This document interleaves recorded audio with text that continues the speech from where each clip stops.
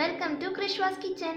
Hello friends, நாம் இன்றைக்கி பார்க்க போகிற ரெசிபி நல்ல ஒரு அட்டகாசமான சைடிஷ் ரெசிபி தான் பார்க்க போகிறோம். இதை சைடிஷ்ஷாக மட்டும் இல்லை, நல்ல ஒரு ஸ்நாக் ஐட்டமாகவும் நம்ம யூஸ் பண்ணிக்க முடியும். அவ்வளோ கிறிஸ்பியாக சூப்பர் மசாலாவில் செம்ம டேஸ்டியாக இருக்கும்.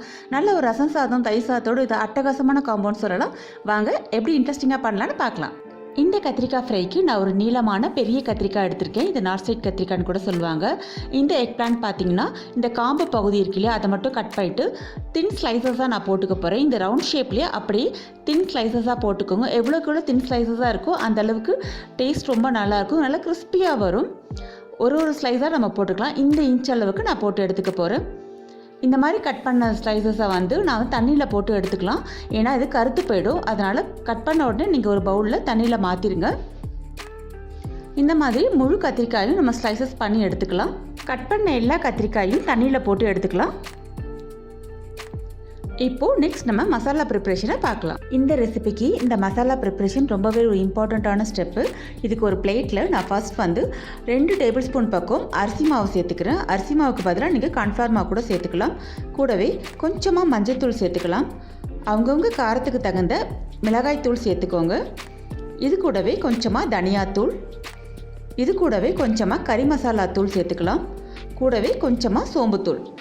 இந்த மசாலாவோட வீடியோஸ் எல்லாமே பார்த்தீங்கன்னா நம்ம சேனலில் ஏற்கனவே போட்டிருக்கோம். இதுக்கான லிங்க்கை நான் டிஸ்கிரிப்ஷனில் கொடுக்குறேன். இது கூடவே இஞ்சி பூண்டு பேஸ்ட்டையும் சேர்த்துக்கலாம்.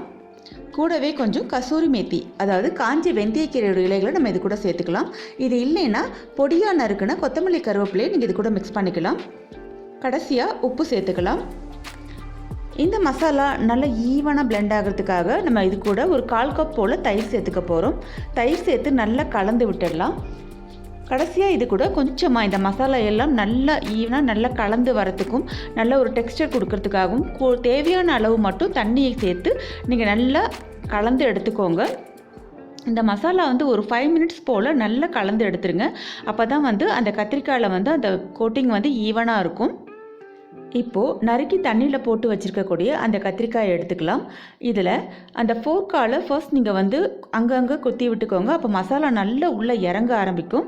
அப்போ ரொம்ப டேஸ்டியாகவும் இருக்கும் நமக்கு. ஸோ அங்கங்கே குத்தி விட்டுட்டு அதுக்கு மேலே இந்த மசாலாவை நல்லா ஸ்ப்ரெட் பண்ணிவிடுங்க. ஈவனாக எல்லா இடத்துலையும் படுற மாதிரி ஸ்ப்ரெட் பண்ணுங்கள். நம்ம சேர்த்துருக்கக்கூடிய இந்த மசாலா பார்த்திங்கன்னா நல்ல ஒரு ரிச் ஃப்ளேவரில் செம்ம டேஸ்டியாக இருக்கும். ஸோ இந்த மாதிரி எல்லா பீசஸ்லையும் நான் நல்லா அந்த ஃபோர்க்கால் குத்தி மசாலாவை நல்லா 2 பக்கமும் ஸ்ப்ரெட் பண்ணி ஒரு பவுலில் எடுத்து வச்சுக்க போகிறேன். இந்த மாதிரி ஈச் அண்ட் எவ்ரி பீசஸில் நல்லா டபுள் சைட் ஈவனாக கோட் ஆகிற மாதிரி நல்லா ஸ்ப்ரெட் பண்ணி விட்டுடலாம். இந்த மாதிரி எல்லாத்தையும் நம்ம செஞ்சு ஒரு பவுலில் குறைஞ்சது ஒரு 20 மினிட்ஸாவது நம்ம இதுக்கு ரெஸ்டிங் டைம் கொடுக்கணும். நீங்கள் ஃப்ரிட்ஜில் கூட வச்சிடலாம், நல்லா ஊறி இருக்கும் மசாலா. இப்போ நான் இதை ஃப்ரிட்ஜில் தான் வைக்க போகிறேன். ஃப்ரிட்ஜில் வச்சுட்டு ஒரு 20 மினிட்ஸ் கழித்து இதை எடுத்துகிட்டு போகிறேன். எடுத்துகிட்டு பார்க்கலாம் எப்படி இருக்குன்னு. இப்போ பாருங்கள், ஃப்ரிட்ஜில் வச்சு எடுத்த கத்திரிக்காயில் மசாலா இப்படி தான் நல்லா ஊறி இருக்கும், சூப்பராக இருக்கும். இப்போ நான் ஒரு ஃப்ரை பேன் வச்சுருக்கேன். நல்ல ஒரு இரும்பு கடாயில் நீங்கள் கொஞ்சமாக எண்ணெய் விட்டு வச்சுக்கலாம். இதை டீப் ஃப்ரை பண்ணணும் அவசியம் கிடையாது, ஷாலோ ஃப்ரை பண்ணாலுமே செம்ம சூப்பராக இருக்கும். ஒரு பீஸையும் நான் இதில் போட்டு நல்லா பொரிச்சு எடுக்க போகிறேன். 2 சைடும் திருப்பி விட்டு நல்லா வேக வச்சு எடுக்க போகிறோம். சீக்கிரமாக வந்துடும், இது ரொம்ப நேரம்லாம் ஆகாது உங்களுக்கு. இந்த மாதிரி நான் 2 சைடும் நல்லா திருப்பி விட்டு சூப்பராக வறுத்து எடுத்துக்க போகிறேன். பாருங்கள் எவ்வளோ நல்லா வந்திருக்கு பாருங்கள். இந்த கத்திரிக்காயை அந்த மசாலா நல்லா மேரினேட் பண்ணிட்டு அதுக்கான ரெஸ்டிங் டைம் கொடுத்ததுனால சூப்பராக எனக்கு நல்ல கோட்டாக இருந்துச்சு. அந்த மசாலா எல்லாமே நல்லா இறங்கி இருந்துச்சு. இந்த மாதிரி ஃப்ரை பண்ணி எல்லாத்தையும் நம்ம எடுத்துக்க போகிறோம். அவ்வளோதான், நம்மளுடைய அருமையான எக் பிளான்ட் ஃப்ரை, கத்திரிக்காய் ஃப்ரை சூப்பராக ரெடியாக இருக்குது. அருமையாக இருந்துச்சுங்க. இது நாங்கள் இதை தயிர் சாதத்துக்கு தொட்டுக்கிட்டோம். செம்ம காம்பினேஷனாக இருந்துச்சு, சூப்பராக இருந்துச்சு. நல்லா கொட்ட மழை ரசம் சாதத்தோடு இதை நீங்கள் வச்சு சாப்பிட்டீங்கன்னா வேறு லெவலில் தாங்க இருக்கும். ட்ரை பண்ணி பாருங்கள் ஃப்ரெண்ட்ஸ், பார்த்துட்டு எப்படி இருக்குன்னு சொல்லுங்கள். Thank you. Thanks for watching the recipe. Like, share and subscribe the KrishVas Kitchen.